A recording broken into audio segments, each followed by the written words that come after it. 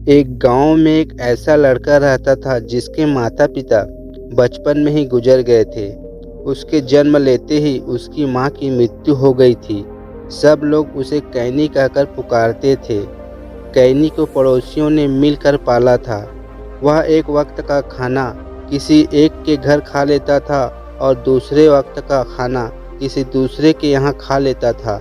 सभी ने उसे बचपन से अनाथ देखा था, इसलिए सबकी हमदर्दी उसके साथ थी। कैनी सबका प्यारा और हमदर्दी पाकर आलसी बन गया था। वह 12-13 वर्ष का हो चला था, लेकिन उसका किसी काम में मन नहीं लगता था। वह अपना वक्त इधर उधर खेतों में घूमते हुए गुजार देता था। खाली बैठकर वह बांसुरी बजाता रहता था। कैनी बहुत ही मीठी बांसुरी बजाता था। उसकी मीठी आवाज़ सुनकर लोग मुग्ध हो जाते थे। कुछ लोग उसकी बांसुरी की धुन सुनकर उसे इनाम भी दे जाते थे। इसी तरह समय बीतता गया और कैनी जवान होता गया, परंतु कैनी वैसे ही आलसी बना रहा। यह जिस जैकी व उसकी पत्नी के घर रहता था, उन्हें वह चाचा चाची कहकर पुकारता था। चाचा चाची का अपना बेटा भी बड़ा होकर काम पर जाने लगा था।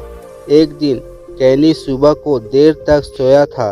उसकी चाची उसे बार बार उठाने की कोशिश कर रही थी, परंतु कैनी उठ नहीं रहा था। चाची ने गुस्से में आकर बाल्टी में पानी भरा और कैनी के ऊपर डाल दिया। कैनी घबराकर उठ बैठा। चाची को क्रोध तो पहले से ही आ रहा था। वह बोली, कैनी, यह कोई तरीका है कि इतनी धूप चढ़ने तक सो रहे हो? अपने चाचा की कमाई पर ऐश कर रहे हो? खुद कमाई करो तो पता लगे कि मेहनत क्या होती है। कैनी यह बात लोगों से सैकड़ों बार सुन चुका था कि खुद कमाई करोगे तो पता चलेगा, परंतु उसे कभी इस बात का बुरा नहीं लगता था। परंतु आज सुबह सुबह चाची के मुंह से ये शब्द सुनकर उसके दिल में तीर की तरह चुभ गए। उसने चाची से कुछ नहीं कहा, लेकिन मन ही मन निश्चय किया कि वह अब घर तभी लौटेगा जब कुछ कमाने लगेगा। कैनी ने घर से निकलते समय जैकी चाचा और चाची के पैर छुए, फिर उससे गले मिलकर बाहर निकल गया।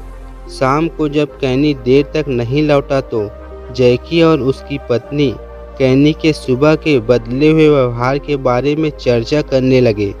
कुछ और समय बीतने पर जैकी को कैनी की चिंता सताने लगी और वह पत्नी से कहने लगा, तुमने सुबह ही उसे अच्छी खासी डांट लगाई थी। लगता है वह तुमसे रूठकर भाग गया है। पत्नी को अब अपनी भूल का एहसास हो रहा था, परंतु अब कैनी के इंतजार के सिवाय कुछ नहीं किया जा सकता था।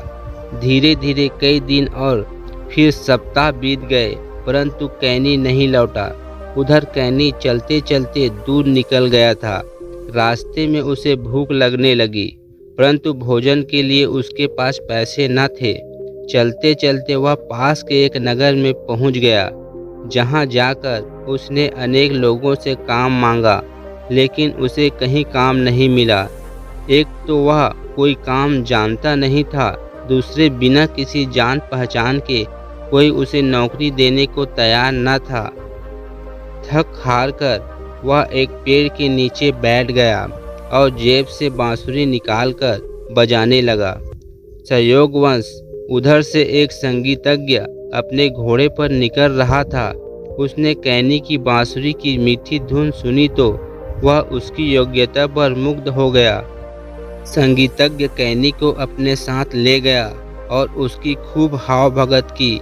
वह संगीतज्ञ राजा के दरबार में गिटार बजाकर राजा का दिल बहलाया करता था। अगले दिन जब वह राज दरबार में गया तो राजा से कैनी की खूब प्रशंसा की। राजा ने संगीतज्ञ से कहा, हो सकता है कि कैनी वास्तव में बहुत गुणी कलाकार हो, परंतु हम पहले उसकी परीक्षा लेना चाहते हैं। अगले दिन राजा ने अपने राज्य के अनेक बड़े बड़े संगीत विद्वानों को अपने दरबार में बुलाया। सभी विद्वान अपने अपने वाद्य यंत्र लेकर दरबार में पहुँचे। कैनी को भी दरबार में आमंत्रित किया गया था। उसने अपनी बांसुरी अपने जेब में रखी और राजा के दरबार में पहुंच गया।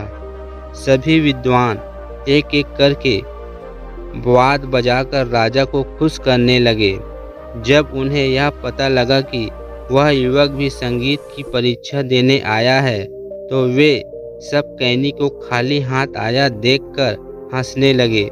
वे आपस में खुसर फुसर करने लगे कि यह छोकरा उसकी योग्यता के आगे कहाँ टिक पाएगा। सबके पश्चात कैनी की पारी आई तो उसने राजा के सामने जाकर नतमस्तक होकर प्रणाम किया। फिर वही जमीन पर बैठकर अपनी बांसुरी बजाने लगा। उसकी बांसुरी की धुन वास्तव में इतनी मीठी थी कि सभी लोग मंत्रमुग्ध होकर धुन में खो गए। कैनी ने जैसे ही बांसुरी की धुन समाप्त की, राज दरबार तालियों की गड़गड़ाहट से गूंज उठा। राजा ने कैनी की प्रशंसा करते हुए कहा, कैनी, हम तुम्हारी योग्यता से बहुत खुश हैं। सबसे बड़ी बात यह है कि सबके हंसी उड़ाने के बावजूद तुमने अपना आत्मविश्वास नहीं खोया। किसी भी व्यक्ति की योग्यता और आत्मविश्वास उसे कहीं भी ऊंचाइयों तक पहुंचा सकती है। तुम में अपनी योग्यता का घमंड नहीं है, यह बहुत खुशी की बात है। हम तुम्हें अपने दरबार में नौकरी देते हैं। राजा की बात सुनकर कैनी खुश हो गया। वह महल के एक कमरे में रहने लगा। एक माह बीतने पर जब कैनी को पहली पगार मिली तो वह पैसे लेकर जैकी चाचा और चाची के पास गया और उन्हें अपनी तनख्वाह देते हुए पूरी बात बता दी। कैनी की बात सुनकर चाचा चाची बहुत खुश हुए। उसके पैसे उसी को वापस देते हुए चाचा बोले, बेटा, तुम जहाँ रहो सुखी रहो, परंतु यह बात याद रखना कि कोई भी कला छोटी नहीं होती। तुम्हारी बांसुरी ने ही तुमको यहाँ तक पहुँचाया है। तभी कैनी की चाची भीतर से आई और बोली, बेटा, अपनी मेहनत और लगन से तुम और तरक्की करते जाना, यही हमारा आशीर्वाद है। यह बात याद रखना कि आलस्य आदमी को निकम्मा बना देता है। कैनी चाची से लिपटते हुए बोला, हाँ चाची, मैं मेहनत की कीमत पहचान गया हूँ। अब कभी भी आलस नहीं करूँगा, जी लगाकर काम करूँगा। चाचा चाची का आशीर्वाद लेकर कैनी राज दरबार में वापस चला गया और खुशीपूर्वक अपना जीवन यापन करने लगा। दोस्तों, वीडियो पसंद आई हो तो वीडियो को लाइक शेयर करें और चैनल पर पहली बार आए हो तो चैनल को सब्सक्राइब करें। धन्यवाद।